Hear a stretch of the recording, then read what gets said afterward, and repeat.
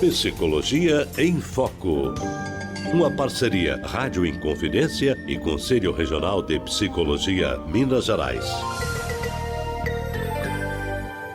Ontem, dia 21 de janeiro, foi marcado o Dia Nacional de Combate à Intolerância Religiosa.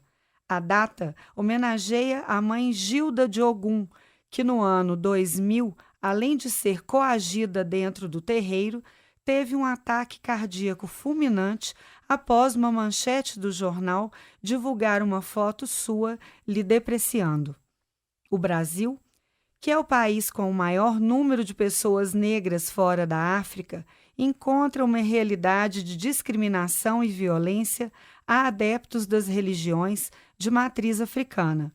O candomblé e a umbanda são, de acordo com o Ministério dos Direitos Humanos, as religiões mais perseguidas no país.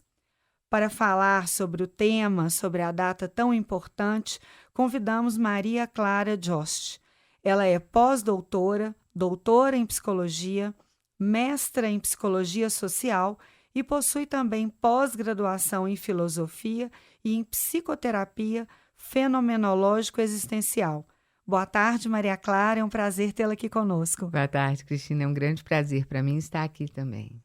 Bom, Maria Clara, para falar desse assunto tão sério, né, que é a questão da intolerância, e a gente vê tantos episódios aí diários dessa intolerância religiosa no país, eu queria começar te perguntando qual a importância das religiões na vida das pessoas. Então, acho que para a gente falar desse assunto, é um assunto que as respostas não são simples, porque ela é um assunto que envolve muitos elementos e esses elementos se intercruzam, então são várias questões que estão envolvidas. Mas eu acho que a primeira que nos ajuda a pensar um pouco essa questão está ligada a diferenciar um pouco o que é a dimensão da espiritualidade humana, que é uma dimensão constitutiva, presente em todos os seres humanos de todas as épocas, que é exatamente essa dimensão de abertura, a dimensão da vontade, da liberdade, da decisão, que é uma dimensão que caracteriza o humano como propriamente humano, né? É nessa abertura do ser humano para fora de si mesmo, para o outro, para as circunstâncias, para a cultura, é que entra a dimensão religiosa, ou que entra o fenômeno religioso.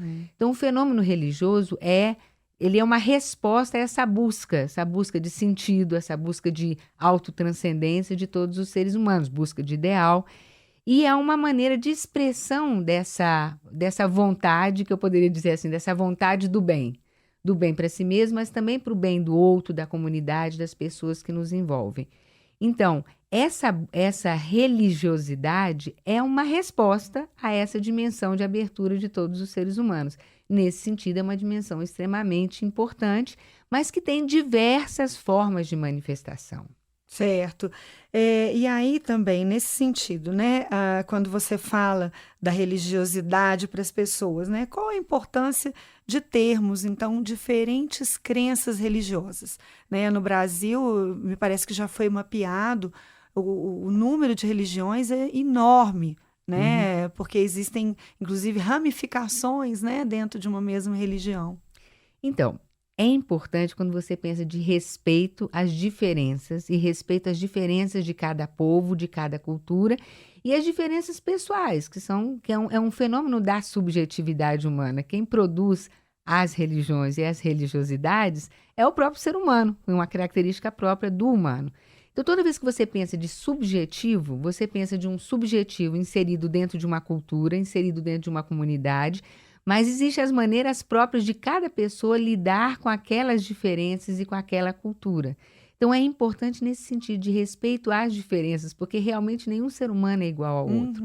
E eu falo assim que uma coisa que nos facilita pensar fenômenos complexos é quando você reduz o fenômeno, não no sentido negativo, mas quando você, em vez de pensar no macrosocial, você pensa no microsocial.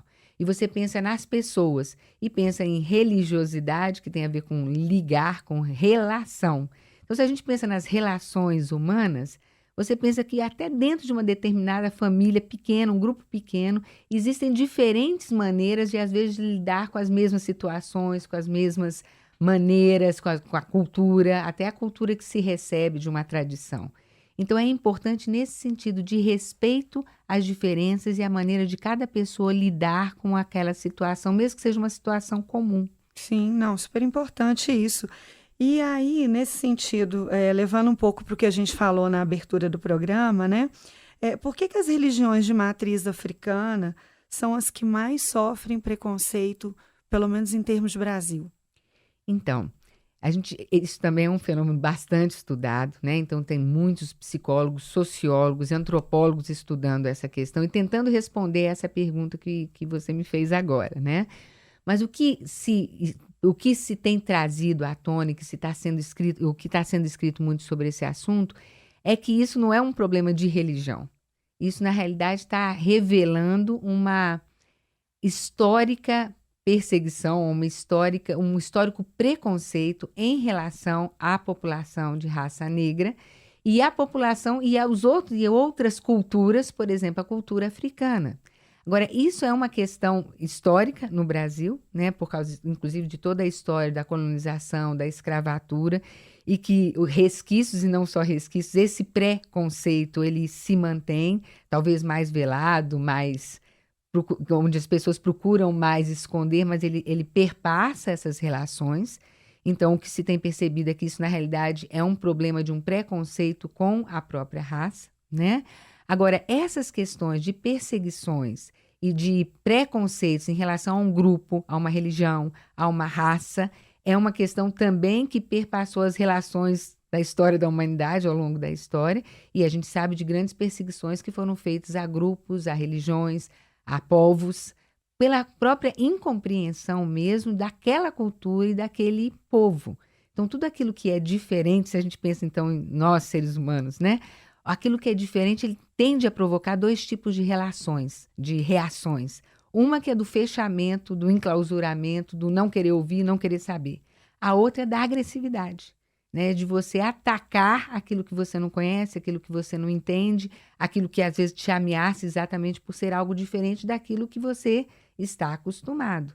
Então, são reações e relações que precisam ser tratadas num sistema macro, e nesse sentido, todo o estudo que tem sido feito nesse sentido e toda a denúncia, ela é importante nesse sentido de que as pessoas possam crescer e desenvolver dentro da sua cultura e daquilo que são valores e ideais de cada povo e, nesse caso, de cada religião. Sim, seria tão mais fácil se ao invés do fechar ou do repudiar, ter simplesmente a curiosidade de conhecer, né? Que seria, na realidade, essa abertura, Sim. que é muito próprio do humano, né? Essa abertura, mas é preciso que as pessoas abram mão dos seus preconceitos, literalmente, né? Das suas ideias enrijecidas, da sua maneira própria de ver o mundo, para, na realidade, é assim que se aprende, né? Para aprender e apreender aquilo que está vindo, aquilo de novo, aquela riqueza, inclusive riqueza cultural, né? Isso é muito importante, porque a gente tem que perceber que, se a gente for pensar numa forma mais geral, toda a religião, ela tem como pano de fundo a busca do bem, né? A busca do bem geralmente é um bem coletivo, se pensa no coletivo. É um fenômeno que acontece dentro de comunidades no sentido amplo da palavra, de um coletivo. Então, na raiz sempre tem a busca do bem próprio, mas também do bem do outro, do bem da comunidade. Existe uma postura implicada ali, que é essa postura ética, que é essa postura de abertura para aquilo que vem do outro, de escuta e de crescimento e enriquecimento, que realmente seria muito mais saudável, muito mais construtivo para todas as pessoas envolvidas. Sim, e quando a gente fala de busca do bem, fica mais chocante ainda pensar na intolerância, né? Exatamente. E, às vezes, uma intolerância que é justificada também por esse bem, né? E isso são questões que são essas contradições humanas. Né? Bem humano, né? Como vocês mesmos dizem, né? E, Maria Clara, quais são as formas possíveis de conscientizar a população, pensando na redução desses casos de intolerância? Pois é, eu acho que uma delas é essa que nós estamos fazendo aqui agora, né? Que é esse movimento de chamar a reflexão, de chamar a conscientização de que isso é um absurdo do ponto de vista, de todos os pontos de vista, né? Quando se fala de respeitar as diferenças, é respeitar tudo aquilo que é diferente de mim mesmo, inclusive no âmbito pequeno, no âmbito de uma escola, no âmbito do trabalho, no âmbito da família. Existem maneiras diferentes de pensar e que se pode conseguir, com a abertura, entender como é que essa pessoa está vendo, como é que ela está enxergando isso, como é que esse grupo enxerga isso, como é que essa cultura, esse povo pensa essa questão, porque as questões humanas são as mesmas. O que a gente vai percebendo é que são maneiras diferentes de lidar, inclusive com os desafios, com os problemas, com as circunstâncias, mesmo ao longo da história. Então, eu acho que esse trabalho de conscientização, de chamar isso, de colocar mais próximo, né? Se você pensar assim, olha, o que é que me machuca? Me machuca eu pessoalmente, nós como pessoas, né? Não ser ouvido, não ser valorizado, não ser reconhecido, que a sua opinião não seja levada em consideração, isso machuca a cada um de nós. Agora, você pensa isso num grupo, né? Como é que machuca para um grupo? Não? Como essa senhora, por exemplo, sofreu de ver o nome dela denegrido, né? De ela não ser reconhecida, dela não ser ouvida e dela ser colocada num lugar que não era verdade. Era uma mentira e ela sem forças para se colocar dentro dessa situação. Sim. Então, se a gente pensa no sofrimento individual, às vezes ajuda a gente a pensar nesse Macro, sofrimento macro de um grupo, de um povo, de uma cultura. Sim, uma cultura. Bom, Maria Clara, para a gente encerrar, né, como que a psicologia ela pode contribuir para a conscientização sobre o respeito a essa diversidade de religiões? Eu acho que a psicologia tem trabalhado muito nesse sentido, principalmente quando ela chama muito atenção a questão de respeito de qualquer maneira, em qualquer condição, da pessoa humana, da sua integridade, daquilo que não só no sentido físico, mas no sentido psicológico, do afetivo, daquilo que a afeta, que a faz sofrer, e também daquilo que a dá alegria, e também dessa dimensão que eu estava falando no início, dessa dimensão do espírito, no sentido de dimensão de abertura do ser humano para fora de si mesmo. Então, essa consideração do ser humano nessas 3 dimensões, que são 3 dimensões que podem colaborar para o ser humano estar mais saudável, mais íntegro, mas também são aquelas regiões do ser humano onde ele pode sofrer mais, principalmente com esses ataques à pessoa dele. Então, acho que a psicologia ela tem trabalhado muito nesse sentido, tanto no nível acadêmico, de produção científica, também de pesquisas, mas também de estar muito próximo dessas questões que estão envolvendo a sociedade como um todo, buscando dar respostas, chamando a atenção dessa necessidade de você respeitar a pessoa humana em todas as suas dimensões e integralmente. Bacana. Então, é pensar que respeitar e conviver também faz parte de cuidar da saúde, né? Com certeza. Aliás, se a gente for pensar qual que é a coisa mais importante para o ser humano, quais são as questões quando você pensa na clínica, né? Quais são as questões que mais aparecem? As questões ligadas a relacionamento. Então, relacionamento é o nosso ponto, né? É o nosso ponto de abertura para o mundo, mas também, às vezes, é o lugar onde a gente tem medo e aonde a gente se fecha, porque é a área mais sensível nossa. Sim. Maria Clara, muito obrigada. Foi um prazer ter ouvido você. Suas ordens, muito obrigada. E parabéns aí por essa iniciativa. E eu acho que é por aí mesmo que a gente tem que caminhar. Sim. Eu sou Cristina Ribeiro, assessora de comunicação do Conselho Regional de Psicologia. Entrevistei, então, a Maria Clara Josh, que é pós-doutora, doutora em psicologia, mestre em psicologia social e pós-graduada em filosofia e em psicoterapia fenomenológico-existencial. Esse é o programa Psicologia em Foco, uma parceria do Conselho Regional de Psicologia Minas Gerais com a Rádio Inconfidência. Uma boa tarde a todas e todos e obrigada. Psicologia em Foco. Uma parceria Rádio Inconfidência e Conselho Regional de Psicologia Minas Gerais.